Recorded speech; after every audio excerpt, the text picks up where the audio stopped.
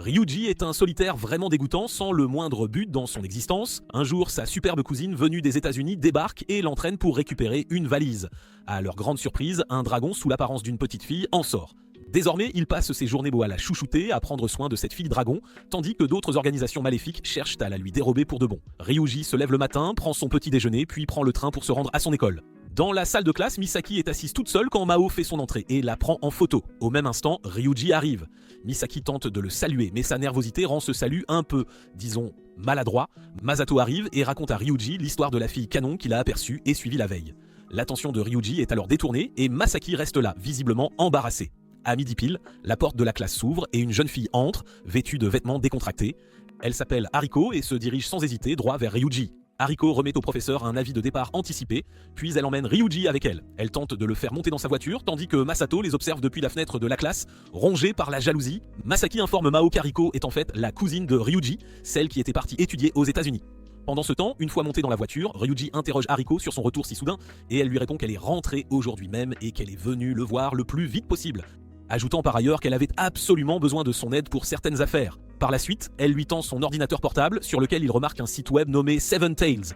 Il s'agit en réalité d'une organisation créée par Hariko qui récupère des objets précieux perdus. Elle fait en sorte que Ryuji s'inscrive comme son assistant sur le site web. Cependant, l'entreprise n'est toujours pas officiellement enregistrée et Hariko attend avec impatience son approbation. Hariko se penche alors et commence à se plaindre qu'il ne l'acceptait pas car l'organisation ne comptait pas suffisamment de membres.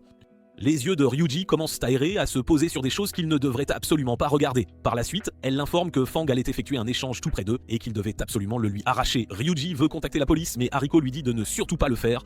Comme il reste encore un peu de temps avant que l'échange n'ait lieu, Ryuji profite de serrer dans ses bras sa cousine qu'il n'avait pas revue depuis si longtemps. Au tout dernier moment, Ryuji devient nerveux et demande à Hariko si elle a vraiment les moyens de voler des objets à quelqu'un comme Fang.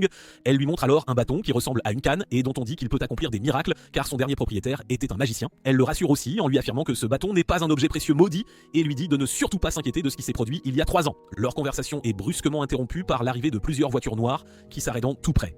Hariko remarque alors un objet précieux de classe S en cours d'échange et se précipite vers lui. Elle utilise sa baguette magique pour attaquer ces individus avec de nombreux papillons rouges, ce qui rend toutes les personnes présentes inconscientes. Il profite de cette opportunité pour dérober l'objet précieux perdu, mais d'autres voitures se mettent à les suivre et à leur tirer dessus. Hariko écrase l'accélérateur et pousse l'ancienne camionnette jusqu'à ses limites extrêmes. Quelques véhicules arrivent également de face, obligeant Hariko à enclencher son mode Fast and Furious. L'une des voitures les rattrape et les percute violemment par l'arrière. Hariko aperçoit un camion qui recule au loin et tente de le dépasser, mais l'arrière de leur fourgonnette finit par le heurter, faisant ainsi pivoter le véhicule à 180 degrés. Hariko confie le volant à Ryuji pendant qu'elle attaque les voitures qui les poursuivent avec une lumière verte. Cependant, cela n'affecte pas vraiment les véhicules et les virages et dérapages soudains font que l'objet précieux perdu manque de peu de tomber de la camionnette. Ryuji se précipite pour tenter de le récupérer, mais les voitures qui les poursuivent se mettent à lui tirer dessus. Quelques-unes des balles atteignent la mallette, brisant les serrures. La mallette s'ouvre alors et une petite fille en sort. Elle se charge des voitures qui les suivent en leur lançant du feu mais finit par s'évanouir elle-même. Hariko, en compagnie de la petite fille et de Ryuji, rentre finalement chez eux. Pendant ce temps, Masaki les observe discrètement, cachés derrière les buissons, et semble très curieuse à propos de cette nouvelle venue. Hariko aime l'objet que la fille porte autour de son cou et tente de le lui dérober, mais la petite se réveille et mord les mains d'Hariko. Étrangement, la nouvelle petite fille connaît le nom de Ryuji et le serre dans ses bras. Cela rend Hariko très suspicieuse, pensant que Ryuji rencontre des filles dans son dos, mais il la rassure en lui affirmant qu'elle est une parfaite étrangère. Hariko dit à Ryuji qu'il devra s'occuper de la petite fille ce soir car elle-même sera très occupée. Plus tard, Ryuji sort faire quelques courses et tombe par hasard sur Misaki qui l'attendait justement pour lui rendre son sac. Ensuite, Misaki l'interroge sur la fille blonde qu'il a ramenée à la maison, mais il reçoit un appel d'Hariko et retourne en courant à son appartement. Hariko dit à Ryuji que la petite fille est devenue complètement folle dès l'instant où il est parti. Elle sort ensuite de la salle de bain et s'accroche à Ryuji une fois de plus, comme un koala. Par la suite, ils dînent tous ensemble, mais la petite fille ne sait absolument pas comment utiliser une cuillère. Ryuji finit par la nourrir, mais elle apprend à manger toute seule assez rapidement. Hariko révèle à Ryuji que la petite fille est en réalité un dragon, et qu'elle porte même la marque du dragon sur sa main. Elle explique à Ryuji à quel point c'est un événement majeur d'avoir trouvé un dragon comme objet précieux perdu, car même une simple écaille ou un fragment de dragon est déjà considéré comme un objet précieux perdu de classe S. Par la suite, il réalise donc que le petit dragon a absolument besoin d'un nom. Ryuji lui donne alors le nom le plus absurde qui soit et commence à l'appeler Rose. Plus tard, Ryuji révèle à Rose le nom de toutes les personnes présentes, y compris celui d'Hariko et le sien. Par la suite, Rose est absorbée par la télévision et remarque qu'Hariko est en train de manger de la glace. Rose la veut absolument coûte que coûte et Hariko finit par lui en donner une petite bouchée. Cependant, la petite la lui dérobe et la savoure pleinement assise juste à côté de Ryuji. Le lendemain matin, Ryuji se réveille et découvre Rose endormie juste à côté de lui. Il panique complètement et Hariko entre dans sa chambre au même instant. Elle ordonne sans la moindre vergogne à Ryuji de lui apporter le petit déjeuner en précisant bien d'y inclure de la soupe miso. Ryuji prépare la soupe miso avec Rose et tous les trois savourent ensuite leur petit déjeuner. Soudain, un bruit assourdissant attire leur attention et ils découvrent un hélicoptère volant juste devant leur fenêtre. Un docteur à l'allure plutôt étrange se trouve à bord de l'hélicoptère et demande s'il y a des dragons présents dans l'appartement. Le pilote informe Onyx que leur cible semble être en mouvement. D'un autre côté, Ryuji, en compagnie d'Hariko et de Rose, voyage de quelque part à bord de l'hélicoptère aux côtés du docteur. Le docteur, un peu effrayant, ne peut plus du tout contrôler sa curiosité et se montre très excité de voir un dragon pour la toute première fois. Il s'approche d'elle, ce qui effraie la petite fille. Par la suite, Rose lui montre sa marque de dragon cramoisi, ce qui indique clairement que Rose est un dragon rouge. Par la suite, ils arrivent à l'installation et Hariko demande à Ryuji si c'est sa toute première fois ici. Cependant, il a déjà visité ce lieu car il est un briseur de niveau 10. Le docteur est très surpris d'apprendre que Ryuji est de niveau 10 et en déduit qu'il doit être le fils du célèbre couple Kisaragi. Hariko est agacée de voir Ryuji être ainsi loué et informe le docteur qu'elle est également une briseuse de niveau 7, ce qui est une prouesse considérable car il n'y en a qu'une centaine dans le monde entier. Plus tard, le docteur emmène Rose dans son laboratoire et inspecte minutieusement ses cheveux. Il constate que les cheveux sont similaires à ceux d'un être humain et souhaite en prélever quelques-uns pour des tests ultérieurs. Par la suite, il commence à taquiner Rose avec un bâton, tel un individu étrange, ce qui met la petite fille manifestement mal à l'aise. Le docteur porte un casque très sophistiqué et souhaite que Rose lui offre un sourire. Il résout ce problème en lui offrant un énorme seau de crème glacée et elle se met naturellement à sourire. Le docteur informe Ryuji que 90% de ses recherches proviennent du journal d'un certain homme, rédigé il y a environ une décennie. D'après ce journal, cette personne a pris un œuf de dragon et l'a ensuite incubé. Il y est mentionné qu'il a découvert un très grand œuf sur une falaise dans un pays situé en Europe. Au moment précis où il s'est approché de l'œuf, celui-ci a éclos et une petite fille en est sortie. Le docteur les informe également qu'il est tout à fait courant pour un dragon comme elle de posséder de petites ailes dans le dos. Hariko est très surprise de ne pas l'avoir remarqué lorsqu'elle lui a donné son bain. Ils demandent à Ryuji de leur confirmer et il commence à lui toucher le dos, ce qui effraie la pauvre petite dragonne. Il informe le docteur qu'il a effectivement senti quelque chose près de ses omoplates. De plus, le fait de lui toucher le dos rappelle à Ryuji un très ancien souvenir et il pense alors qu'il est le garçon qui a vu le dragon éclore de son œuf. C'était il y a 10 ans de cela lorsqu'il était parti en voyage à l'étranger avec ses parents et s'était égaré. Sur le chemin du retour pour retrouver ses parents, il a vu Rose éclore de l'œuf. Rose ajoute également qu'elle est sortie de l'œuf et qu'elle a été capturée juste après. Hariko demande au docteur si le dragon considère également la première personne qu'il voit comme ses parents, et il acquiesce, ce qui suggère la possibilité qu'elle puisse considérer Ryuji comme son propre parent. Le docteur informe Hariko qu'ils vont extraire quelques cellules du corps de Rose et mener diverses expériences dessus. Le lendemain matin, Mao demande à Misaki si elle a bien réussi à livrer le sac à dos à Ryuji. Après avoir appris qu'Hariko était rentré chez lui en sa compagnie, Masato arrive et panique complètement, traitant son ami de véritable traître. Mao se met en colère face à son comportement étrange et le jette purement et simplement par la fenêtre. Par la suite, Mao l'appelle mais il ne décroche pas. Misaki est surprise de constater que Mao possède son numéro alors qu'elle-même ne l'a pas. Au laboratoire, le docteur pense que le collier que Rose porte autour du cou est un trésor qu'elle a accumulé. Cela donne à Hariko l'idée qu'il pourrait y avoir bien d'autres objets précieux perdus là d'où Rose est originaire. Elle reçoit un appel de la mère de Ryuji et lui tend le téléphone. La mère lui demande s'il a toujours le dragon et lui annonce qu'elle rentrera au Japon le plus rapidement possible. Après cet appel, Ryuji semble vraiment déçu que même lorsque sa mère l'appelle un an plus tard, elle ne parle que d'objets précieux perdus. Rose demande à Ryuji s'il se sent seul et cette vérité met le pauvre lâche en colère. Il la repousse brusquement et dit à Rose de ne pas manipuler les gens car elle a été imprégnée. Cela fait pleurer Rose et Ryuji décide de rentrer chez lui. Pendant ce temps, Onyx arrive à l'installation et son assistante Kai lui demande s'il s'en sortira seul. Il montre sa marque de dragon à Kai et lui assure qu'il est amplement suffisant pour gérer la situation. Avant de rentrer chez elle, Hariko dit à Ryuji de parler et de se réconcilier avec Rose, car ce pourrait bien être la dernière fois qu'il la verrait étant donné que l'organisation ne le laissera pas l'emmener. Au moment précis où il s'apprête à se réconcilier avec Rose, celle-ci se met à trembler de douleur. Simultanément, les gardes demandent à Onyx de s'en aller, mais il en projette un en l'air. Les autres gardes tentent de tirer sur Onyx, mais Kai le soutient par derrière et élimine chacun d'entre eux à l'aide d'un disque volant.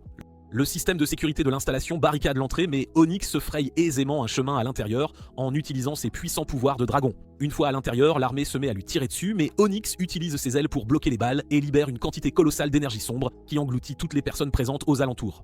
Après s'être occupé de tout le monde, il entre finalement dans le laboratoire et se retrouve face à face avec Rose. Il appelle Rose princesse et se présente comme son fiancé. Cependant, Rose lui répond qu'elle ne connaît absolument aucun Onyx. Cela le pousse à marcher vers Ryuji et il lui donne une pichenette sur la tête, ce qui projette le pauvre perdant en l'air, le faisant s'écraser contre le mur. Il traite Ryuji d'insecte et demande à Rose de l'accompagner. Pendant ce temps, Hariko remarque la boucle d'oreille qu'Onyx porte et réalise qu'il s'agit de l'objet précieux perdu de sa famille. Elle exige qu'Onyx le lui rende, mais il utilise une énergie sombre, ce qui finit par rendre Hariko inconsciente. Par la suite, Onyx est sur le point d'attaquer Ryuji, mais Rose s'interpose entre l'attaque et accepte d'accompagner Onyx, sauvant ainsi la vie de Ryuji. Cependant, elle pleure sans discontinuer tout le long du trajet en voiture. Rose commence à confronter Onyx pour l'avoir emmené sans sa permission. Il ne supporte plus ses bavardages incessants et utilise son énergie sombre pour la rendre inconsciente. Pendant ce temps, au laboratoire, tout le monde réfléchit intensément à la prochaine étape. Hariko dit à Ryuji qu'ils devraient tous les deux aller sauver Rose de son fiancé, qui est vraiment trop envahissant. D'un autre côté, Rose se réveille enfin dans son lit et frappe Onyx avec un panier de fruits. Elle lui demande alors la raison pour laquelle il l'a kidnappée.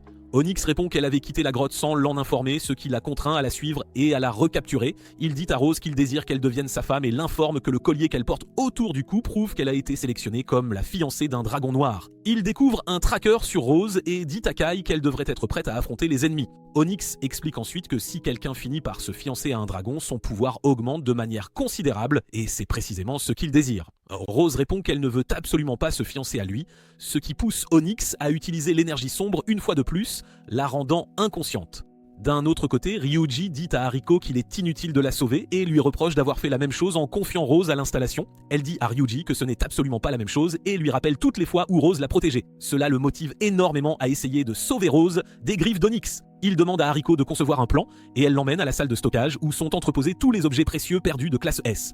Elle lui révèle qu'il existe un objet nommé Souffle de la Lame qu'il utilisait lorsqu'il n'avait que 7 ans. Elle l'informe par ailleurs que ses parents en ont fait son objet précieux perdu personnel et ont probablement dû échanger un grand nombre de leurs propres objets précieux afin de l'acquérir. Il s'avère que cette arme est fabriquée à partir d'une défense de dragon et constitue le seul objet à leur disposition pouvant être utilisé pour combattre le dragon noir. Il ouvre le conteneur en utilisant son empreinte digitale et en retire la lame de l'intérieur. Ryuji transfère ses sentiments dans la lame et celle-ci se met alors à briller intensément. L'énergie qu'elle contient est si immense que la lame finit par trancher les piliers tout autour. Pendant ce temps, Rose se réveille pour la deuxième fois et se dirige vers l'extérieur de la pièce. Instantanément, elle tombe nez à nez avec Onyx et lui dit qu'elle veut absolument aller rencontrer Ryuji. Il dit à Rose que peut-être il devrait simplement aller éliminer ce lâche. Cela rend Rose furieuse et elle attaque Onyx avec une puissance de feu colossale, mais il en ressort indemne. Il commence à la manipuler, lui disant que les humains et les dragons ne pourront jamais coexister et que son amour est entièrement faux car les humains ont peur des dragons. Il la menace également de l'abandonner, sinon il devra éliminer Ryuji lui-même. D'un autre côté, Ryuji, en compagnie d'Hariko et du docteur, sont en chemin pour sauver Rose. Les forces spéciales disent à Hariko qu'ils devront se débrouiller par eux-mêmes, mais elle fait remarquer que la personne la plus en danger est le docteur Intello, qui n'a apporté qu'une simple caméra pour filmer le combat. Il semble qu'un bouclier recouvre la tour où Onyx se cache. Ryuji brandit sa lame et le coup finit par frapper le bouclier et le brise, leur permettant ainsi de passer. Tous les trois marchent à l'intérieur de la tour et commencent à être attaqués par Kai et ses hommes de main. Hariko remarque un ascenseur et tous les trois y entrent. Ils doivent emprunter encore quelques ascenseurs pour atteindre leur destination finale. Alors qu'ils voyagent dans l'un d'eux, Hariko dit aux deux autres que Rose est très probablement tombée amoureuse du jeune Ryuji et est venue ici pour pouvoir rencontrer ce pauvre perdant. Par la suite, ils pénètrent dans ce qui s'apparente à une église où Onyx et Rose sont déjà présents. Il les informe que tous les deux vont se fiancer et dit à Rose de révéler ses véritables sentiments. Elle dit à Ryuji qu'elle le déteste, lui et tous les humains, ajoutant même qu'elle ne veut absolument pas revenir. Cependant, Ryuji joue son rôle de séducteur et dit à Rose qu'il l'aime. Cette déclaration fait que Rose redevient immédiatement elle-même et elle commence également à exprimer son amour envers Ryuji. Onyx est sur le point d'attaquer Ryuji, mais Rose le sauve en utilisant ses ailes. Hariko saisit cette opportunité et déchaîne une attaque sur Onyx, tandis que Rose utilise ses ailes pour voler vers Ryuji. L'attaque de tempête de neige d'Hariko est complètement submergée par l'énergie sombre d'Onyx. Ryuji parvient à sauver Rose en tranchant à travers cette énergie avec sa lame. Par la suite, il touche sa lame au collier que Rose porte au cou, ce qui finit par le briser en 1000 morceaux. Le dragon noir est stupéfait en voyant cela et déchaîne une nouvelle attaque sur Ryuji. Cette fois, il a beaucoup de mal à la repousser, mais ils parviennent à éviter d'être touchés après que Rose ait combiné sa force à la lame de Ryuji. Au même moment, Hariko commence à tirer sur Onyx, ce qui fait tomber sa boucle d'oreille. Elle parvient à récupérer l'objet précieux perdu de sa famille, mais à cet instant précis, Onyx a complètement perdu la raison. Il se transforme alors en dragon noir, ce qui détruit entièrement la tour. Ryuji n'a absolument aucune idée de la manière de combattre un dragon, un vrai mais sorti de nulle part. Sa main et celle de Rose se mettent à briller et les deux finissent par se fiancer. Ces deux poignards augmentent alors de manière absolument phénoménale. Par la suite, le dragon et Ryuji lancent simultanément une attaque l'un vers l'autre.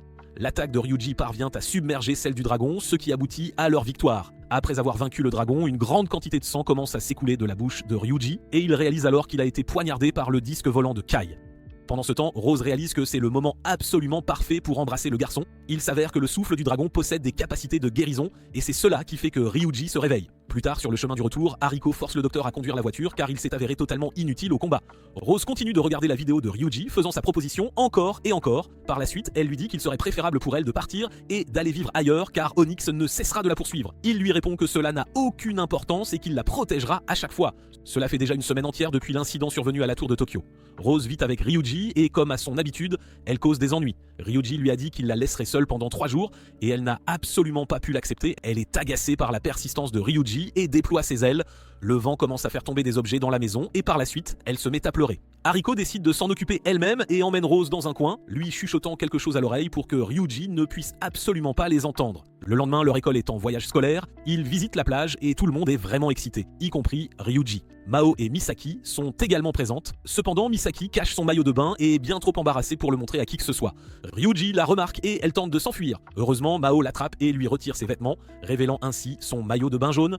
Misaki est très embarrassée et essaie de le cacher, ce qui d'une certaine manière finit par attirer l'attention de certains garçons. Mao dit à Misaki que c'est là sa grande chance de se rapprocher de Ryuji. Misaki accepte et se dirige vers Ryuji, cependant, il se met à courir dans sa direction. Misaki regarde autour d'elle et réalise qu'il doit venir la serrer dans ses bras.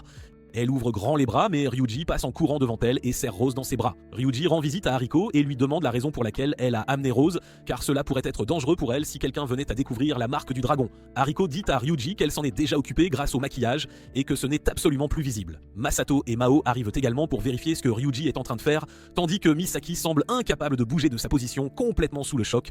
Après leur retour à l'hôtel, le réceptionniste remet à Ryuji une lettre portant une marque de dragon.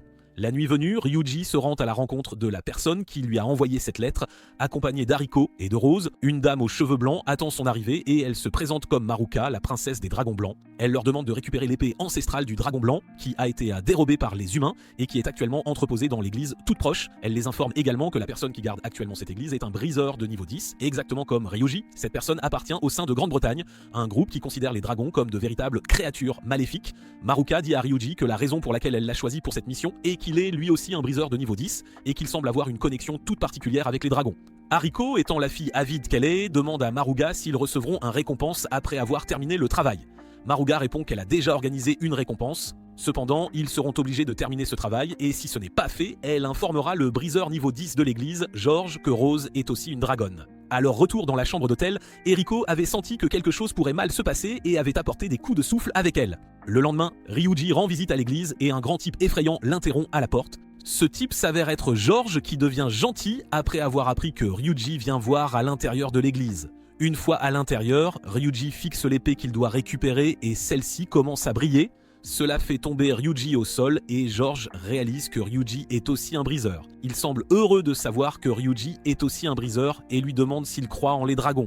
Après cela, il montre l'épée Ice Rage à Ryuji et lui dit qu'il y a longtemps, un village a été attaqué par un dragon. Pour aider les villageois, un héros est arrivé du jour au lendemain et est parti après avoir vaincu les dragons. Cependant, il a laissé cette épée derrière, ce qui donne à George une idée claire de la voie qu'il devrait suivre, c'est-à-dire éliminer les dragons de ce monde. Soudainement, Rose arrive et George offre de lui apporter de la glace. Avant de partir, Ryuji lui demande s'il croit en les dragons et il rit de lui disant que les dragons ne sont que des créatures mythiques. Après son départ, Ryuji prévient Rose de ne pas révéler qu'elle est une dragonne car George semble porter un rancourt contre eux. En même temps, un groupe de voyous arrive et se plaint que Rose leur a coupé les cheveux fraîchement. Rose explique qu'elle a gardé sa main, ce qui a causé Rose de brûler leurs cheveux. Ils essaient de prendre Rose, mais George arrive à la même heure et leur dit de partir. Après qu'il ne l'écoute pas, il prend son épée et tire un attaque glaciale, effrayant et faisant fuir les voyous. Plus tard, Ryuji a une réunion avec Maruka où il révèle tout ce qu'il a appris de George. En l'entendant, Moruga s'excuse pour ne pas leur avoir donné tous les détails, mais elle insiste toujours pour récupérer l'épée. Miao et Masato arrivent alors que Hariko présente Moruga comme une amie rencontrée aux États-Unis. Masato ne perd pas de temps et convie Moruga à la fête qui se déroule la nuit. Ryuji accepte l'invitation et suggère à Maruga qu'elle devrait venir avec eux. Plus tard à la fête, Maruga demande à Ryuji pourquoi il l'a invitée et Ryuji répond qu'il pensait que cela pourrait servir de journée de repos pour elle. Moruga devient furieuse et lui dit qu'elle n'a pas besoin qu'il montre de la préoccupation. Plus tard, Rose mange des bonbons à la crème et Ryuji essaie de trouver un mouchoir pour essuyer la crème sur son visage. Heureusement, Misaki lui prête et Mao commente que les deux semblent être un couple marié. Plus tard, Rose veut un ruban de cheveux qui est exposé comme prix dans un jeu de tir, donc Ryuji finit par gagner celui-ci pour elle. Il offre également de gagner quelque chose pour Misaki, mais est interrompu par Masato qui a une dispute avec le vendeur de glace à la crème. Les voyous de Pluto arrivent également et heureusement George arrive et tombe amoureux dès qu'il regarde Maruga. Il montre des efforts supplémentaires pour effrayer les voyous et impressionner la fille devant lui. Ryuji utilise le chaos de la bagarre et s'enfuit avec Maruga et Rose.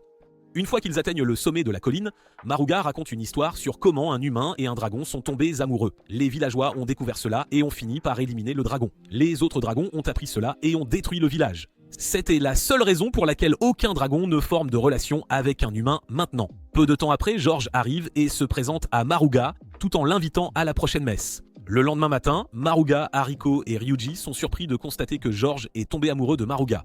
Hariko prévoit d'utiliser Maruga pour faire sortir George de l'église et utiliser cette diversion pour voler l'épée. Elle décide de ce plan toute seule et commence à le préparer. Plus tard, tout le monde attend que George arrive. Miyuji se souvient que Mal lui a donné le prix qu'il a remporté dans le jeu de tir pour Misaki et lui a dit de le lui donner quoi qu'il arrive. Peu de temps après, George arrive et salue tout le monde. Hariko se présente à George et murmure à son oreille que Maruga ne sait pas nager, mais elle décide quand même de visiter la plage parce que George. En entendant cette déclaration, George devient excité et court chercher ce qu'il peut trouver pour aider Maruga. Après cela, la dragonne blanche change en maillot de bain et George arrive. Il est surpris de voir son crush en maillot de bain et sans perdre une seconde l'emmène dans l'eau. Cependant, Eriko avait prévu que le maillot de bain de Maruga disparaisse après un certain temps et c'est ce qui s'est passé, entraînant Maruga à courir hors de l'eau. Eriko ordonne à George de trouver le haut de Maruga dans l'eau tandis que les trois d'entre eux se dirigent vers l'église. Cependant, Rose réalise qu'elles voleront toutes deux quelque chose de George et décide de rester sur la plage. Rose commence à parler seule et le groupe arrive. Misaki essaie de parler à Rose mais s'arrête après avoir entendu sa conversation avec elle-même. Rose est confuse quant à ce que Ryuji pourrait commencer à la haïr après tout ce qui s'est passé même s'ils se sont fiancés. En entendant cette déclaration, Akari quitte son corps. Arrivé à l'église, il remarque qu'un homme agit violemment envers d'autres et demande de voler l'épée.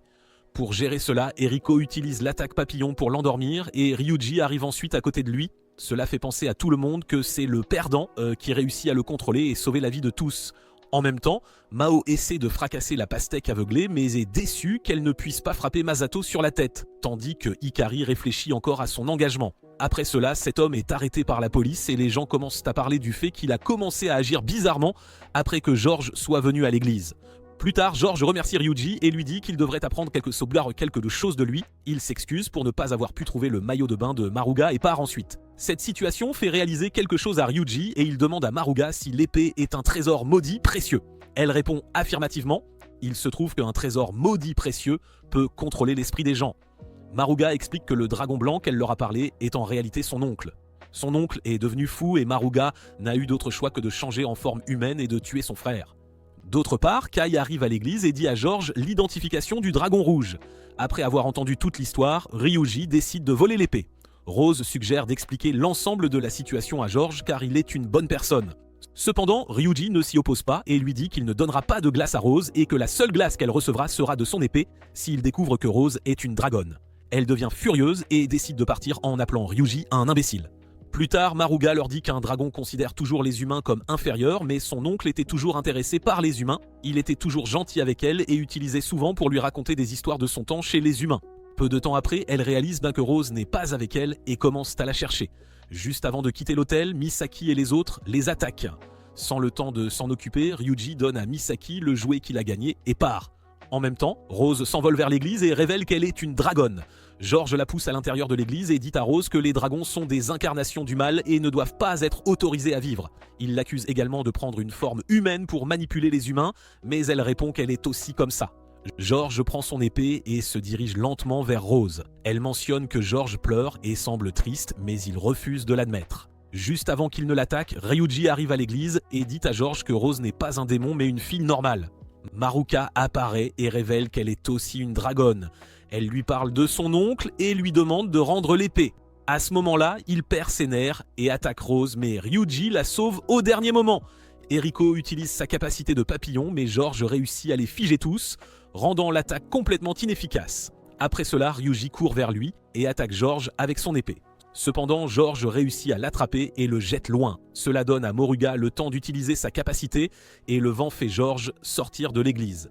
Ryuji dit à Rose de s'engager à nouveau, mais cette fois-ci de viser l'épée plutôt que George. Elle commence à s'engager, mais George commence à courir vers elle. Maruka piège George avec des murs de glace, ce qui donne à Ryuji l'opportunité de s'engager complètement. George est sur le point d'attaquer Maruka, mais son collier commence à briller, ce qui l'arrête en cours de route. Cela donne à Ryuji l'opportunité d'attaquer et envelopper son épée de flamme, ce qui provoque qu'elle se brise en morceaux. Maruka ne semble pas triste, mais plutôt contente que son oncle ait été purifié. George revient à sa forme originale et rit du fait qu'il a été sauvé par des dragons qu'il déteste tant. Le lendemain, Maruga dit au revoir avant de partir. Elle regarde Ryuji, ce qui fait Rose jalouse, et elle dit à Maruga de ne pas regarder le bêta. Elle rappelle à Rose que s'engager ne signifie pas qu'elles sont mariées. Elle s'approche de Ryuji et lui donne un baiser sur la joue, lui faisant savoir que son récompense est une bénédiction de dragon blanc. Rose est furieuse après avoir vu ce qui s'est passé, tandis que Ryuji est complètement choqué et rougit. Bisuke et les autres arrivent et elle commence à remercier pour le cadeau qu'il lui a donné la veille. Rose attrape la main de Ryuji et essaie de l'emménager, lui disant qu'elles doivent se marier immédiatement. Ryuji est tout habillé, prêt à assister à un certain événement. Soudainement, il remarque une fille sur le sommet d'un arbre. La fille essaie d'aider un chat coincé, mais le chat est effrayé d'elle et décide de sauter. Sans réfléchir, la fille saute avec le chat et les deux tombent sur Ryuji. La fille demande à Ryuji pourquoi il s'est placé sur sa route lorsqu'elle atterrissait et il répond qu'il avait des intentions pures et voulait seulement la rattraper. Il demande à la fille si elle est ici pour la fête de la société, mais elle ignore le solitaire et s'éloigne. Après cela, Ryuji arrive à la fête et rencontre Hariko. Rose arrive rapidement et est félicitée par Ryuji pour porter une robe mignonne. Hariko donne à Ryuji son poignard et lui dit qu'un briseur niveau 10 doit avoir des objets brillants pour que les autres se souviennent de lui. Plus tard, il escorte à la fois Rose et Hariko et reçoit des regards jaloux de vieux messieurs. Hariko raconte à Ryuji qu'il y a un type appelé Baron Bleu-Barbe, collectionneur de trésors de classe, ou mieux, et un autre collectionneur appelé Makihara qui est ruiné après que des voleurs aient volé tous ses trésors perdus et enlevé son enfant. Enfin, Ishizu qui se concentre uniquement sur la collecte de trésors perdus divins. Plus tard, un nouveau collectionneur appelé Seki se présente à Hariko et l'encourage pour ses réalisations. Elle présente les boucles d'oreilles qu'elle a pris du dragon noir appelé Vrai Amour. Cependant, cela ne fonctionne pas jusqu'à ce qu'elle ait les deux paires et qu'elle ait besoin de trouver l'autre aussi. Cependant, ce n'est pas la seule pièce de classe à la fête. Le Baron Bleu a également apporté une lampe à huile. Pendant qu'il parcourt le magazine, Ryuji remarque un voleur recherché nommé Yeux Étranges. Ce voleur est connu pour cibler uniquement ceux qui possèdent un trésor de classe. Seki dit à Hariko qu'il la contactera s'il trouve l'autre paire de Vrai Amour et s'éloigne. Ryuji remarque que la fille qu'il a parlé à plus tôt est également à la fête. Il commence à lui parler à nouveau et demande si elle est aussi un briseur. La fille est surprise de savoir que Ryuji pourrait être un aussi. Soudainement, le Baron Bleu sort le tigre de sa lampe et pendant la confusion, la fille s'échappe. Eriko lui demande pourquoi Ryuji parlait à la fille. Non seulement elle, mais Rose est aussi furieuse contre lui pour aller parler à d'autres femmes. Soudainement, le lustre commence à trembler et une fille peut être vue debout dessus. Elle saute et les gens remarquent que la fille a des oreilles et une queue. La fille chat vole un trésor de pierres précieuses et va autour pour voler plus de choses. En même temps, les gardes arrivent et tentent de la capturer mais échouent en raison de sa rapidité et de sa dextérité. Elle vole la lampe à huile du Baron Bleu et se dirige vers Hariko pour voler son vrai amour.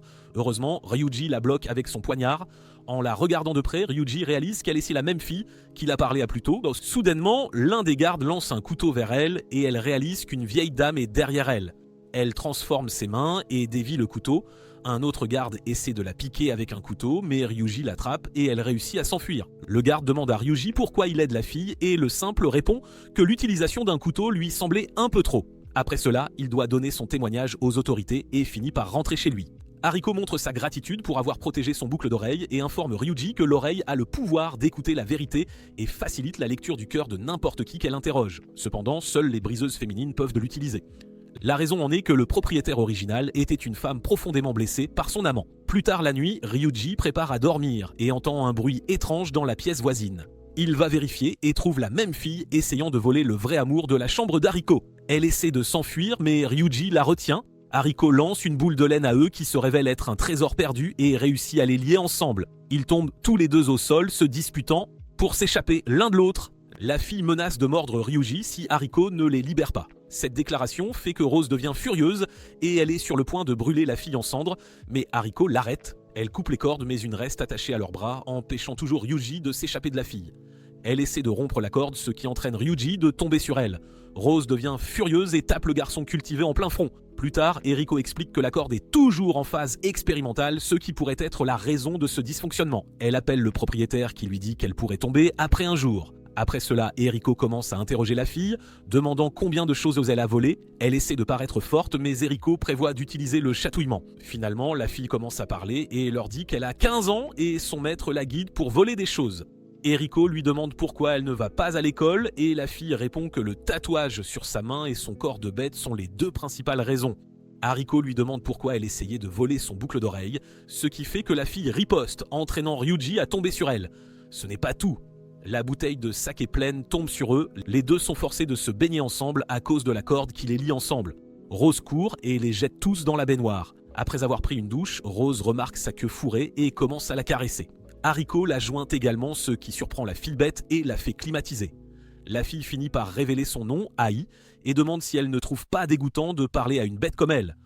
Rose révèle qu'elle est aussi une dragonne, ce qui est une surprise pour Ai. Ryuji suggère à Ai de quitter son maître et de vivre selon sa propre volonté. Hariko révèle que Ai est une bonne fille qui protège la grand-mère et essaie aussi de sauver le chat. Après cela, Hariko lui apporte du bouillon. Au début, elle refuse, mais son estomac commence à faire des bruits forts, effrayant Rose et obligeant Hariko à manger le bouillon. Hariko demande à l'infirmier de l'aider à trouver le maître d'Ai et il suggère un vieux monsieur appelé Furumori. Cependant, selon Ai, son maître est jeune et non criminel. Son objectif est de prendre les trésors perdus des personnes qui les monopolisent et de les rendre disponibles pour tout le monde. Soudainement, le clochard sonne et Seiki est à la porte. Hariko l'invite à entrer et il utilise un spray qui les rend inconscients. Après cela, il se dirige vers Ryuji et envoie un peu de spray sur lui aussi, le faisant passer évanoui.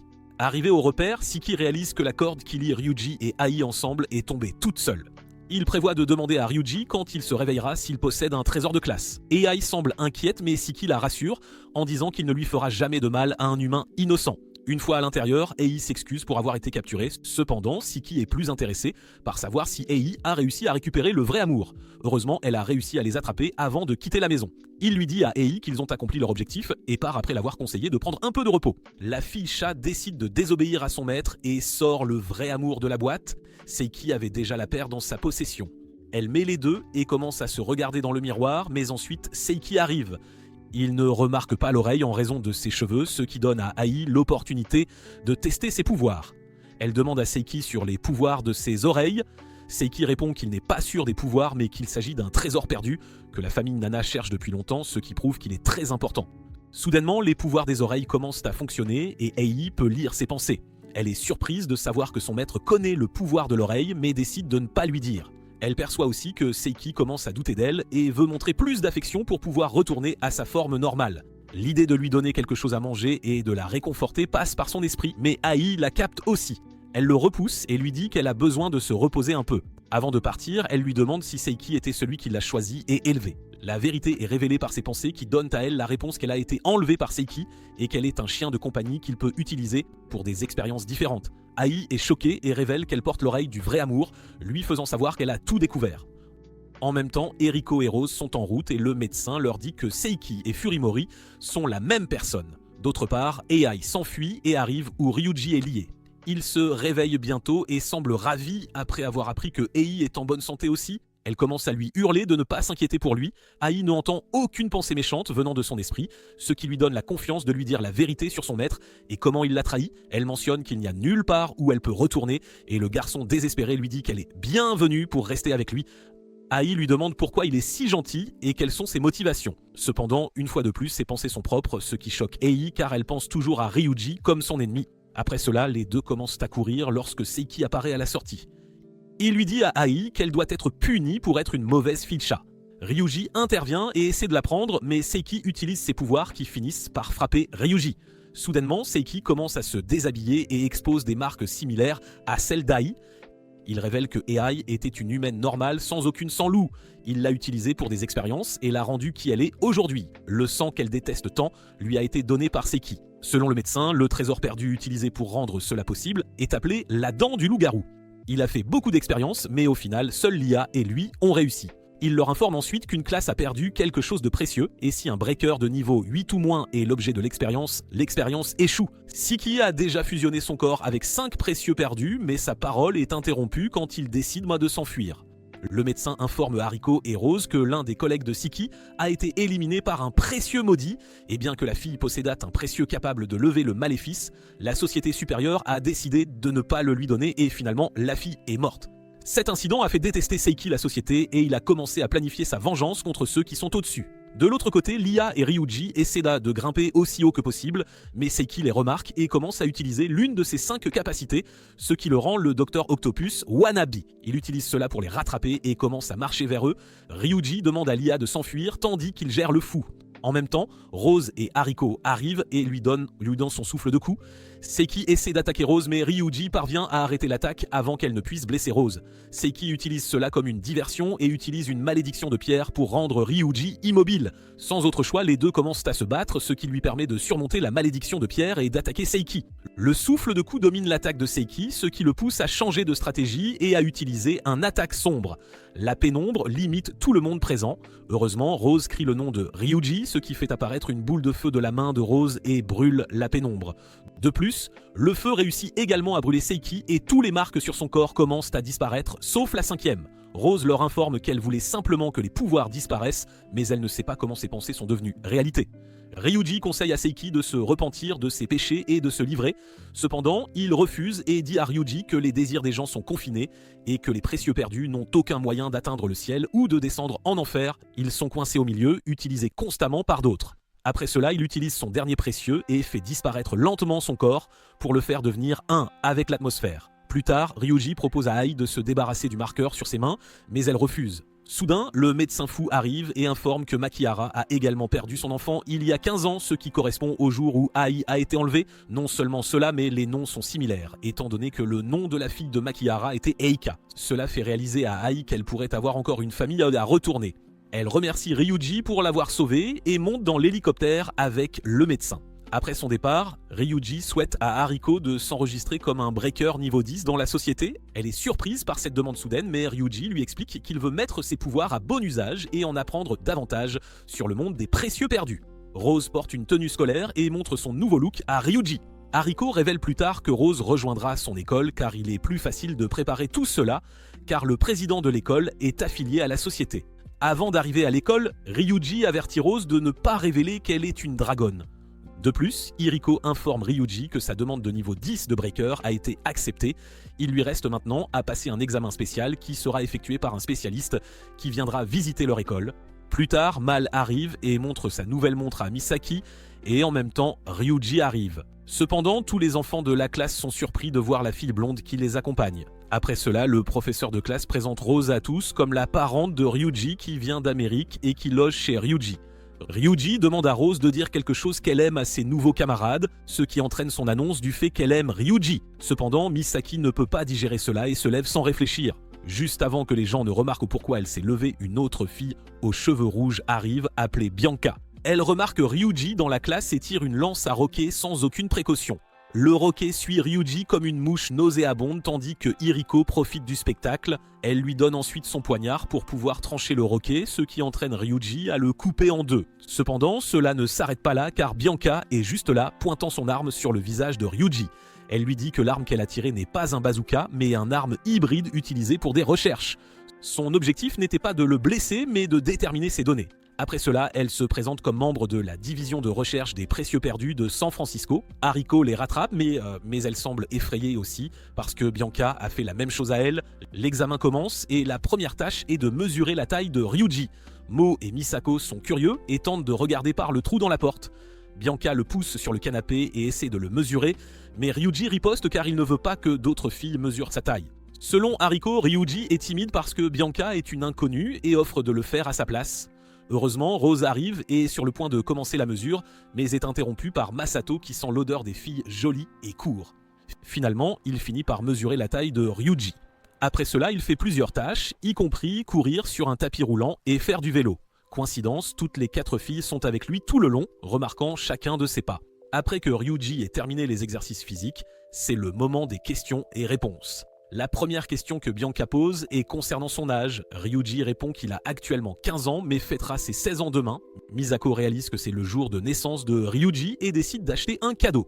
Leur entretien est interrompu par l'arrivée du garçon soif de boisson qui arrive et commence à fanfaronner. Pour prendre définitivement soin de lui, Bianca sort des gants spéciaux et les jette loin. Apparemment, le gant a été fabriqué par la division de recherche de San Francisco et peut soulever jusqu'à 100 kg. Après cela, l'entretien continue et Bianca demande si Ryuji est le fils de Ria Kaoru et Anna, à laquelle il répond oui. Par curiosité, Eriko demande pourquoi elle veut savoir sur ses parents et elle répond que cela pourrait être lié à ses capacités actuelles. Cela fait que Ryuji demande à Bianca de lui expliquer ce qu'elle a voulu dire par P et L auparavant. Bianca répond que P signifie physique tandis que L signifie précieux perdu. Plus tard, elle poursuit l'entretien et demande à Ryuji s'il a eu des expériences avec le tard. Ryuji décide de prendre une approche sûre et répond qu'il n'a aucune expérience, ce qui rend un peu déçu son ami solitaire. Après l'entretien, Bianca sort pour un moment et Mu utilise cette opportunité pour découvrir ce que Ryuji aime et les grenouilles sont en tête de liste. Le dernier test est que Ryuji doit affronter un adversaire pour montrer ses capacités. Son adversaire est un robot appelé Neo Golem. Bianca lui assure qu'elle peut l'éteindre à tout moment et explique que les vrais pouvoirs d'un breaker peuvent seulement être vus lors d'un combat. Le golem commence à courir vers Ryuji et il frappe les jambes, faisant tomber le golem contre le bâtiment de l'école. Il se remet rapidement et est sur le point d'attaquer Ryuji une nouvelle fois. Bianca essaie de l'arrêter en utilisant son télécommande, mais cela ne semble pas fonctionner. Finalement, Bianca est obligée d'utiliser ses capacités et simultanément, le golem prend Ryuji. Rose décide de l'aider, mais elle finit par être coincée aussi. Comme dernière option, Bianca fait exploser la camionnette sur les pieds du golem, obligeant celui-ci à libérer Ryuji et Rose. La brune essaie de s'en occuper, mais sa force est trop grande pour elle, ce qui la ramène à la fois où son père aidait Ryuji. En même temps, Ryuji et Rose s'affrontent sauf contre, ce qui lui permet de couper le golem en deux. Après cela, Rose s'excuse pour avoir rompu leur promesse et d'avoir utilisé ses capacités à l'intérieur de l'école, mais Ryuji l'encourage pour avoir essayé de l'aider. Le lendemain, il réalise que que la société a déjà réparé tous les dommages causés à l'école. De plus, Bianca s'excuse auprès de Ryuji pour avoir causé tous ces problèmes. Elle informe Ryuji et Hariko qu'elle déménage à côté et est impatiente de les étudier plus personnellement. Plus tard, Masato arrive et convie tout le monde à la fête de Ryuji. Misaki arrive et lui donne un cadeau de naissance qui est une chemise à grenouille. Le faible s'effraie en voyant la grenouille et révèle qu'il déteste les grenouilles plus que tout au monde. Ce qui fait que Bianca réalise qu'elle a échangé la chose préférée de Ryuji contre celle qu'il déteste le plus. Plus tard, Misaki va voir Ryuji et tombe sur Ai en chemin. Surprenant, elles portent toutes les deux des paniers mais ne prêtent pas beaucoup d'attention à cela. En même temps, Hariko vient de se réveiller et remarque un gros paquet dans leur maison. Finalement, la curiosité gagne Rose et elle essaie de regarder à l'intérieur, mais Ryuji lui dit de ne pas le faire. Hariko se souvient que le colis est un précieux perdu envoyé pour son appréciation. Le supposé homme de la maison approuve le produit et Hariko commence à l'ouvrir. Surprenant, c'est une peinture, mais elles n'ont pas le temps d'examiner cela car le clochard sonne. Ryuji va vérifier et trouve Misaki et Ai attendre devant son appartement. Misaki lui donne les cookies qu'elle a à apporter pour Ryuji, tandis que Ai apporte des cupcakes faits par sa mère. Il les invite à entrer et Ai reconnaît instantanément la peinture comme un précieux perdu. Plus tard, pendant qu'ils mangent des snacks, Rose essaie de nourrir Ryuji, ce qui donne à Misaki la confiance pour essayer à son tour. Malheureusement, Ai mange la dernière gâteau, réduisant ses chances de nourrir le perdant à 0. Soudain, le mot menteur apparaît sur la peinture et lorsque tout le monde s'approche pour l'examiner, toutes les filles sont aspirées dans la peinture. Misaki commence à paniquer, mais Hariko la calme et lui assure qu'elle trouvera une issue certainement.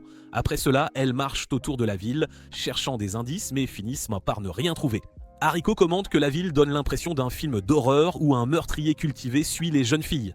Soudain, Misaki commence à paniquer en voyant un homme avec un hache devant elle. Il commence à charger vers elle et Ai avance pour le combattre. Voyant qu'elle n'a pas beaucoup de chance, Rose attaque l'homme avec du feu, ce qui le rend inconscient.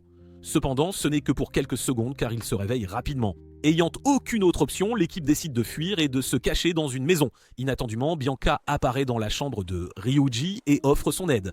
Après cela, Rose trouve un escalier conduisant au sous-sol et tout le monde décide de suivre le plus cliché des schémas de films d'horreur. Subséquemment, elle trouve une pièce au sous-sol remplie de photos effrayantes de plusieurs filles. Misaki regarde dans le miroir et une ombre apparaît soudainement. Elle commence à forcer Misako à raconter son expérience la plus importante. Cependant, celle qu'elle raconte est marquée comme une mentir et sa photo apparaît parmi celles des autres filles. Heureusement, Ai casse le miroir, libérant Misaki de ce contrôle. D'autre part, Bianca comprend que le précieux perdu ne cible que les filles et que les hommes resteront en sécurité. Soudain, un miroir apparaît devant elle. Elle réalise de toutes que mentir les transformera en images, ce qui signifie qu'elles seront piégées à l'intérieur de l'image pour toujours. Soudain, la silhouette sombre arrive dans le miroir et pose des questions à chacune d'entre elles. Finalement, AI est celle qui répond qu'elle est prête à rencontrer la mort si cela est pour Ryuji. Le miroir lui demande pourquoi, mais elle n'a pas de raison évidente. Après cela, c'est au tour d'Ariko, et elle dit au miroir que son plus grand regret est d'avoir emmené Ryuji dans une boutique d'antiquité où il a été contrôlé par un précieux maudit. Cela lui a fait perdre le contrôle et utiliser ses pouvoirs de manière aveugle, ce qui a conduit à Ariko recevoir quelques blessures. À son tour, c'est le tour de Misaki et le miroir lui pose la même question qu'il lui avait posée auparavant. Surprenant, Misaki décide de dire la vérité cette fois et elle dit à tous que son plus grand moment de vie est quand elle a rencontré Ryuji pour la première fois. Le seul qui reste est Rose et le miroir lui demande la personne qu'elle aime le plus. Avant qu'il puisse terminer sa phrase, elle répond à ses questions en disant que c'est Ryuji. Cependant, le meurtrier cultivé pense toujours que tout le monde ment, ce qui fait que les miroirs apparaissent. Le meurtrier apparaît devant elle et jette l'Ash dans leur direction. Heureusement, l'Ash frappe une porte et leur permet de fuir. Pendant ce temps, Bianca dit à Ryuji que leur seule chance est quand elle se trouve devant la peinture et que celle-ci réagit. Finalement, Bianca s'approche et une lumière commence à émaner de la peinture. Bianca est aspirée dans la peinture, mais Ryuji insère son poignard dedans. Étrangement, le poignard finit par transpercer le monstre et tout le monde est capable de sortir de la peinture. Après cela, Bianca explique que la peinture a été dessinée par quelqu'un qui détestait les filles parce que sa petite amie l'a trompée. Ei félicite Misaki pour avoir eu le courage de dire la vérité devant ce miroir. Écouter cela fait que Ryuji est curieux et il demande plus de détails, mais les filles refusent de lui en donner. Malheureusement, l'histoire ne s'arrête pas et ce dont elles ne savent pas est que l'homme effrayant avec l'Ash s'est échappé de la peinture. Plus tard, les filles sont occupées à couper des oignons et à pleurer. Ryuji prépare d'autres choses tandis qu'Ariko se détend et boit de la bière. Soudainement, une fille dragon arrive et Ariko et Ryuji se préparent à combattre. Elles ne savent pas quelles sont ses motivations et malheureusement, elles n'ont pas d'armes en main. Bientôt après, elle se présente comme Saphir, la dragonne bleue. Saphir semble en colère que Ryuji ait combattu Onyx et l'a blessée. Apparemment, elle est ici pour prendre sa revanche et commence à former une vague pour les attaquer. Cependant, l'attaque est faible car la vague ne parvient même pas à atteindre Ryuji, encore moins à le blesser. Selon Ryuji, sauter dans l'eau aurait fait une vague plus grande que ses pouvoirs de dragon. Embarrassée, Saphir leur dit que la raison de sa vengeance est qu'elle est la fiancée officielle de la dragonne noire. Ariko est surprise que le perdant est une petite amie aussi, mais Saphir clarifie que c'est seulement qu'ils vivent ensemble. Plus tard, elle prépare à nouveau à les attaquer et cette fois, une bulle d'eau forme et trempe les pauvres coupeurs d'oignons de côté. Elle semble si fière de ses pouvoirs jusqu'à ce que Saphir réalise que Ryuji n'est toujours pas blessé. Ariko utilise cette opportunité pour attraper sa baguette de la voiture et attaque Saphir avec des papillons, ce qui la fait tomber dans l'eau. Elle recule pour le moment, avertissant qu'elle reviendra. Après cela, Ariko semble en colère contre la dragonne bleue et accidentellement révèle que Rose est une dragonne à Misaki. Cependant, elle promet de garder ce secret pour elle. Ai, qui se sent exclue, révèle qu'elle est une louve-garou aussi. Pendant ce temps, au refuge, Kai demande à Saphir de ne pas faire plus de problèmes pour Onyx en montrant à quel point elle est une faiblesse. Elle lui dit de faire attention ou la société pourrait la capturer et cela pourrait être encore plus dangereux pour elle. Plus tard, Kai quitte après avoir transmis le message que Onyx sera à la maison après 2 jours et qu'elle ne peut pas sortir avant cela. Le lendemain, Masato arrive en classe, furieux que son ami traître n'ait pas invité à leur barbecue. Cependant, Ryuji n'est pas présent aujourd'hui et Rose est la seule à prendre la classe.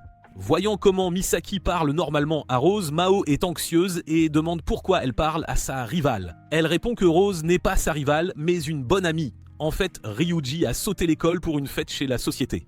Ishizu les salue et quitte après avoir informé qu'il ira en Allemagne bientôt. Eriko prévient Ryuji d'être prudent car il y a beaucoup de personnes avec des yeux sur Rose et sur un breaker niveau 10 comme lui aussi. Plus tard, Tokura arrive avec Bianca. Il leur annonce que Bianca viendra visiter le laboratoire de Tokura pour étudier les dragons ensemble. Cette fois-ci, ils étudieront les fragments laissés lors de la lutte contre la dragonne noire et Rose restera en toute sécurité. Après l'école, Rose est en train de rentrer chez elle et tombe sur Saphir. Elle prépare à combattre Rose et est sur le point d'attaquer avec de l'eau. Cependant, étant la faiblesse qu'elle est, l'attaque finit par retomber sur elle-même. Cela entraîne qu'elle soit trempée et éternue non-stop. Rose fait le bien en la ramenant chez elle et en lui donnant un bain relaxant. Après cela, les deux profitent de la profite de la glace et Saphir informe Rose qu'elle la hait. Cependant, Rose clarifie la situation et lui dit qu'elle n'est pas intéressée par un monstre comme Onyx et qu'elle aime Ryuji au lieu de cela. Elle lui dit ensuite à Saphir qu'ils sont fiancés et elle est surprise d'apprendre qu'il y a une fiancée entre un dragon et un humain. Plus tard, Saphir mentionne que Rose n'a pas fait le rituel pour devenir une vraie dragonne. Elle informe Rose qu'en embrassant le marqueur sur sa main, la dragonne peut devenir adulte. Elle se vanne sur le fait que Onyx l'a embrassée avant tandis que Ryuji ne l'a toujours pas fait. Saphir mentionne le fait que si elle reste une enfant, Ryuji ne la prendra pas au sérieux. De plus, la seule raison pour laquelle il dort avec elle et l'enlace souvent et parce qu'il la voit encore comme une petite fille. Plus tard, la réalité tombe sur elle quand Saphir lui dit que si elle reste une enfant éternellement, Ryuji sera finalement pris par d'autres filles. Après le cours d'essai, Saphir quitte et Ryuji rentre chez lui. La première chose que Rose dit à Ryuji est de la rendre adulte ce soir. Il est excité pendant un moment, mais plus tard découvre que c'était Saphir qui lui avait dit cela. Plus tard, Eriko conseille à Rose de ne pas ramener Saphir chez elle car elle est la compagne d'Onyx. Elle essaie de rechercher le rituel de dragon mais ne trouve rien sur le site de la société. Ryuji suggère de tenter et de lécher les mains d'une petite fille. Après cela, il lui donne un baiser qui fait que Rose devient rouge. Il essaie de toucher Rose mais elle est effrayée et lui dit de ne pas la toucher. Plus tard, Rose informe Hariko que Ryuji doit probablement la haïr parce qu'elle lui a dit toutes ces choses méchantes en face. Elle ajoute que la raison pour laquelle elle lui a dit de ne pas la toucher est parce que son corps commence à atteindre l'orgasme chaque fois qu'il la touche. Hariko informe qu'elle aime Ryuji de plus en plus et qu'elle s'y habituera bientôt. Ryuji attend à la porte et demande à Hariko si elle a fait quelque chose pour déplaire Rose. Cependant, Hariko répond que c'est la faute de Saphir et qu'elle recevra une correction la prochaine fois qu'elle les visitera. En même temps, Maruga's château est ciblé par un voleur qui a volé quelque chose des livres interdits. Heureusement, elle réalise rapidement que c'est la dragonne noire qui a volé l'un de leurs livres interdits. Le lendemain, elles agissent de bizarrement et ne parlent pas beaucoup entre elles. Au petit déjeuner, leurs mains se touchent accidentellement et même cela est suffisant pour les embarrasser. Pendant ce temps, Bianca rend visite à Hariko et lui demande de lui préparer le petit déjeuner. En marchant vers l'école, Rose trébuche et est sur le point de tomber, mais Ryuji la sauve, ce qui fait que Rose devient encore plus rouge que précédemment. D'un autre côté, Hariko ne peut pas arrêter de boire et de se plaindre de leur comportement et de l'effet que cela a sur leur vie normale. Dans la classe, Masato fixe les photos de mannequins masculins tandis que Mao est curieux de ce qui a fait grandir l'amitié entre Rose et Misiki. Peu après, Ryuji arrive et Rose apparaît également. Elle court droit vers Misiki et lui dit qu'elles ont besoin de parler de quelque chose.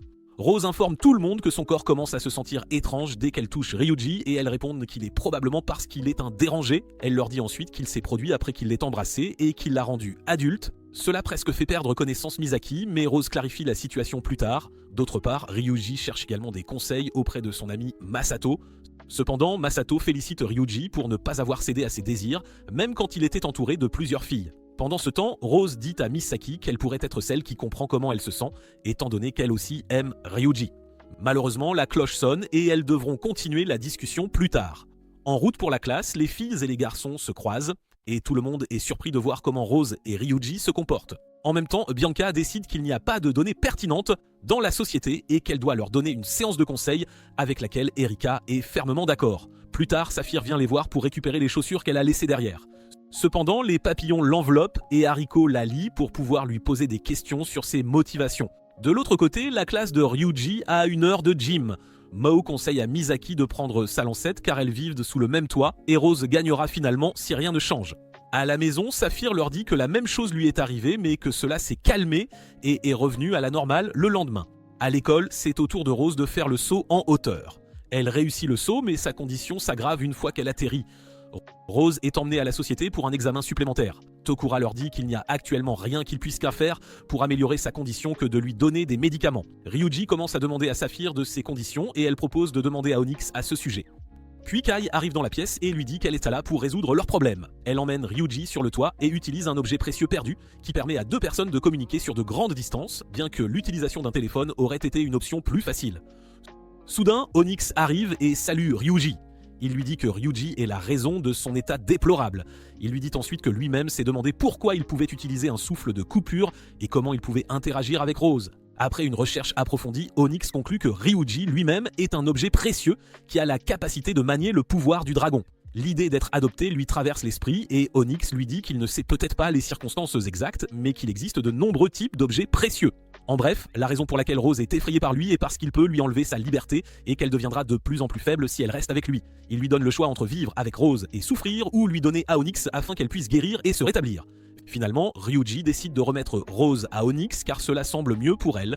Onyx informe Ryuji qu'il sera celui qui devra emmener Rose hors de la société et la remettre à eux. Après cela, il utilise son souffle de coupure pour effrayer les gardiens et remet Rose à Kai. Après qu'elle soit partie, Ryuji lâche l'arme et les gardiens prennent leur revanche en faisant qu'ils baissent la tête. Le lendemain, Ryuji arrive à l'école comme si rien ne s'était passé mais commence à agir un peu distrait. Soudain, Ai arrive et place divers aliments devant lui. Il demande si ses autres amis peuvent en manger également et elle accepte. Juste avant que Masato ne commence à manger, Bianco arrive et commence à manger sans permission. À la maison, Hariko boit constamment et blâme la société pour l'avoir mis sous surveillance pendant 2 dates, grâce à Ryuji qui voulait jouer le héros. Avant de se coucher, il se rappelle que Misaki est venu lui parler sur le toit. Il lui dit que Rose ne reviendrait pas et qu'elle était partie pour de bon. Elle lui dit qu'après l'été, Ryuji a commencé à changer et que ce changement était bon et qu'elle l'aime. Misaki ajoute qu'alors qu'il sourit maintenant, elle peut voir qu'il est en douleur. Le lendemain, Misaki dit à Ryuji de lui parler de tout ce qu'il veut car cela aidera à alléger le fardeau qu'il porte sur ses épaules faibles. Sur le chemin du retour chez lui, Ryuji remarque Maruka debout devant son immeuble. Elle lui dit qu'elle a quelque chose d'important à lui dire. Au repère, Rose se réveille après un moment mais oublie Saphir. Kai arrive et lui dit que Rose a perdu certaines parties de sa mémoire en raison d'une forte fièvre et des médicaments qu'elle prend. Cependant, cela fonctionne le mieux pour eux car ainsi Rose ne fera pas de scandale concernant Ryuji et les souvenirs pourraient revenir avant que Onyx ne rentre. En même temps, Maruga informe de la façon dont Onyx s'est infiltré chez elle et a détruit sa bibliothèque. Elle lui dit également qu'Onyx habitait son pays quand il était plus jeune. Les seuls documents qu'il a étudiés étaient sur le dragon rouge, ce qui indique qu'il est toujours intéressé par Rose. Le garçon aux cerises ne peut plus entendre son nom et décide de sortir acheter des ingrédients pour le dîner. Maruga décide de le suivre et lorsqu'elle tente de le rattraper, elle trébuche et tombe à terre. Maruga lui dit qu'elle continuera de là où elle s'est arrêtée et cette fois-ci, il doit l'écouter. À la maison, Bianca demande à Hariko pourquoi elle n'a pas suivi Ryuji et elle répond qu'il doit prendre ses propres décisions. L'une des possibilités peut être qu'il préfère vivre une vie normale et alors Hariko pourrait avoir à rentrer aux États-Unis. En même temps, Ryuji est assis avec Maruga dans le parc et lui dit qu'il est un gars inutile. Il pense que tout ce qui est arrivé à Rose est de sa faute. Maruga lui dit qu'il n'y a aucun document dans son pays mentionnant ce qui est arrivé à Rose. Selon elle, cela pourrait être une simple fièvre ordinaire et Onyx peut utiliser cela comme prétexte pour emmener Rose loin de Ryuji. La raison pour laquelle Onyx est s'étend est que c'est dans les instincts d'un dragon noir d'être avec un dragon rouge. Cependant, selon Maruji, il s'agit simplement d'un changement d'émotion et rien qui devrait être pris au sérieux. Elle lui dit ensuite que Ryuji peut présenter une nouvelle possibilité pour une relation homme-dragon. En fin de compte, Maruga lui demande quel type de relation il veut avoir avec Rose et le perdant commence à rougir après avoir répondu. La préparation pour récupérer Rose est terminée et il planifie de se retrouver avec Tokura à l'aéroport. Sur le chemin de l'aéroport, le médecin appelle Hariko et lui dit que Onyx prévoit d'utiliser un avion privé pour emmener Rose. Kai, Rose et Saphir entrent dans l'avion. Rose rêve d'un garçon qui pleure et se réveille ensuite. Soudain, Onyx apparaît également et ordonne à Saphir de ramener quelque chose qui pourrait rafraîchir la mémoire de Rose. Après cela, l'avion est sur le point de décoller, mais il remarque Maruga debout au milieu de la piste. Onyx ordonne au pilote de l'ignorer et de continuer. Elle utilise ses capacités pour figer la piste, ce qui fait que l'avion perd de la traction et glisse sur la piste. Kai ordonne au pilote de faire un décollage d'urgence, mais Tokura est de l'autre côté de la ligne et s'excuse pour ne pas pouvoir satisfaire la demande. Les forces spéciales de la société entourent l'avion et Hariko et Ryuji le font également. Le pilote parvient à changer de voie et est sur le point de décoller, mais un hélicoptère arrive et crache sur l'avion. Cela empêche l'avion de voler pour le moment, donnant un peu plus de temps aux autres. Onyx sort dehors pour se battre pour lui-même et attaque le gardien qui essaye de les entraver. Surprenant, Ai arrive à ce moment précis et sauve le gardien, pensant que c'est Ryuji. Plus tard, elle abandonne le gardien et remarque Eriko et Ryuji accélérant vers l'avion. Ai rattrape le groupe et saute dans la voiture. Eriko utilise un pont improvisé pour faire monter la voiture sur le toit de l'avion. En même temps, Saphir fait manger à Rose de la glace et le premier morceau suffit à lui rappeler tout ce qu'elle avait oublié. Après cela, Ryuji arrive où Rose est assise et lui demande si son visage dérangeant la terrifie. Elle refuse et lui dit que la seule raison pour laquelle elle agit ainsi est parce que son cœur bat. Selon Rose, grandir est dur et c'était beaucoup mieux quand elle était encore enfant. Ryuji répond que même si être adulte est difficile, il sera toujours avec elle et l'aidera tout le long. Plus tard, le garçon au poulet rassemble le courage de confesser son amour à Rose. Soudain, l'avion décolle alors que Onyx se transforme en dragon noir et soulève l'avion. Sans préavis, une lame apparaît et frappe Onyx. Surprenant, ce sont les parents de Ryuji qui viennent sauver leur enfant. La blessure infligée par la lame rend plus difficile pour Onyx de continuer. Rose et Ryuji utilisent cette opportunité et se embrassent, appelant cela un engagement d'amour. Une lumière rose s'émane d'eux et enveloppe l'avion entier. La puissance de la lumière est suffisante pour faire disparaître Onyx lentement jusqu'à ce qu'il n'y ait plus d'Onyx. Pendant ce temps, Bianca apparaît derrière les parents de Ryuji et demande un signe après avoir affirmé être une grande fan. Après toute cette histoire, Ryuji et Rose semblent inconscients et tout le monde est incertain de ce qui s'est passé. Cependant, cela ne concerne pas Ai qui remarque qu'ils se sont embrassés et est traumatisé pour le reste de sa vie. Le lendemain à l'école, Masato demande à Ryuji s'il a trouvé utile la thérapie d'amour qu'il lui a donnée. D'autre part, Mal prépare également un livre plein de stratégies pour faire tomber le garçon aux cerises amoureux de Misaki. Après cela, Rose arrive en classe et montre sa nouvelle coiffure. Saphir suit et prévient Ryuji qu'elle le harcèlera jusqu'à ce que Onyx revienne. Ai entre également en classe par la fenêtre malgré le fait que leur classe est au 4e étage. Maruga et Bianca sont parmi ceux qui ont rejoint le groupe. Hariko arrive également et Bianca montre à Ryuji l'autographe qu'elle a obtenu de ses parents. Après cela, leur professeur de classe arrive en classe et surprenant, le nouveau professeur est Kai. C'était tout sur le briseur niveau 10 et son petit dragon. Onyx continuera-t-il à être un embarras ou finira-t-il par abandonner ? Commentez Dragon Sitsu et nous dites si vous avez aimé Dragon Crisis. Abonnez-vous au canal et cliquez sur la cloche pour plus de résumés plein d'actions.